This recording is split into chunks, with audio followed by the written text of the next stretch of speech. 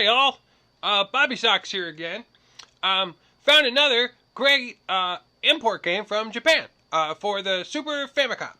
Now, I want you to imagine you are back in elementary school. You're an outcast, disliked by your fellow students, and hated by teachers. Every day is a struggle of misadventures. That is, until a magic wizard kid shows up to help you. He has only two goals. One is eating octopus balls. The other is helping you fit in. So, Magical Adventure was a Japanese manga series by... by Tatsuyo Iigawa, published in the weekly Shonen Jump from 1988 to 1992, spanning a 21-volume collected edition. It was adapted into an anime television series that lasted 87 episodes and 3 feature films from 1990 to 1992. Now, the story goes like this. In Tokyo, there lived a 5th grader. His name was Hanumaru Idojo. Hanumaru is kind of a troublemaker and an outcast. Until he meets Magical Taruruuto. Lacey? Yeah. How do you say the name of the game and the character?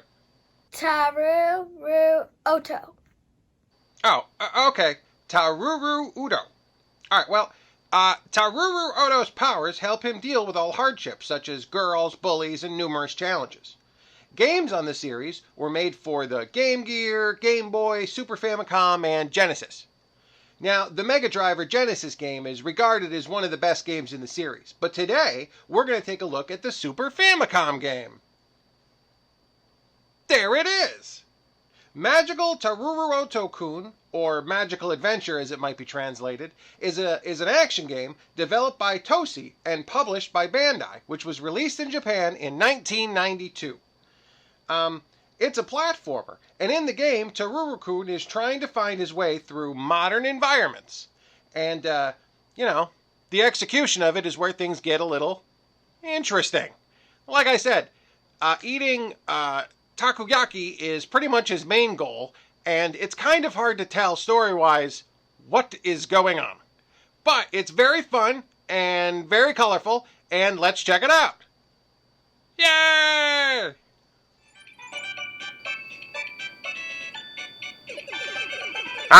The Super Famicom's Magical Taruruuto Kun, aka Magic Adventure. We'll just call it Magic Adventure. It's a platformer, and it revolves having Taruruuto Kun use his tongue to attack enemies and collect takoyaki. So, takoyaki is Japanese, and it's like fried octopus ball dumplings. On my first playthrough, I thought these were cookies. But hey, to each his own. Now, you collect these takoyakis, because after a stage, you can trade them for items, like extra lives, spells, a frog. I'm not sure what the frog does. Throughout the entire game, there's 3 sections. An overworld, which is kind of reminiscent of an RPG.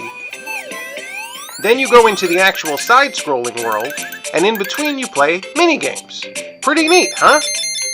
Now, between this and the Genesis game, this game is known to be the most difficult, as Taruruuto Kun will die after taking a single hit. This means you have to be very careful, and sometimes prioritize attacking over eating. As you can see, the game is bright and colorful. It really reminds you of games like Yoshi's Island, or A Link to the Past, and ActRaiser on the SNES. I think there's some similarities there. The sound is great, and the music tracks are a joy to listen to. The controls are pretty tight and responsive too, but the difficulty is high. Again, one touch and you're gone. Personally, I would have enjoyed an easy mode, where your character had a life bar. I'm not a big fan of one-hit death scenarios. Now, this job does a good job at using the infamous Mode 7 to give the game a bit of depth. Unlike that Sega Genesis version, this has all the mini-games and the higher difficulty. But really, they're both enjoyable. To be honest, I'm not crazy about the minigames sprinkled throughout the game. Most of them just play themselves or are based on luck, like some type of weird solitaire where you don't actually play. What's solitaire if you're not playing? No-a-tear?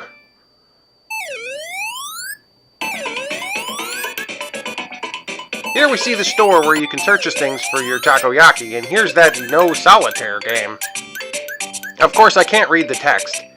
Now, I haven't had the benefit to play this on a Retron 5, and I don't know if there's a English translation language patch that can be used, but that would be pretty cool. Now, I was fortunate enough to import this game from Japan through eBay. There is no American release, but buying it isn't too painful, only cost about $20 with shipping. The Sega game, however, is definitely more expensive, going from about $60 US to $80.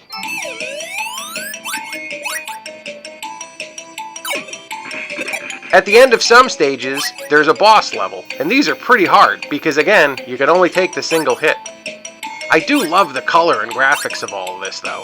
It really looks great. Well, I really enjoyed this game, and I recommend picking it up. It's fun to play something completely different. I'm not familiar with the story of the manga, and I don't know what this has to do with that other boy loser kid, but it's a super fun game, and I really recommend playing it.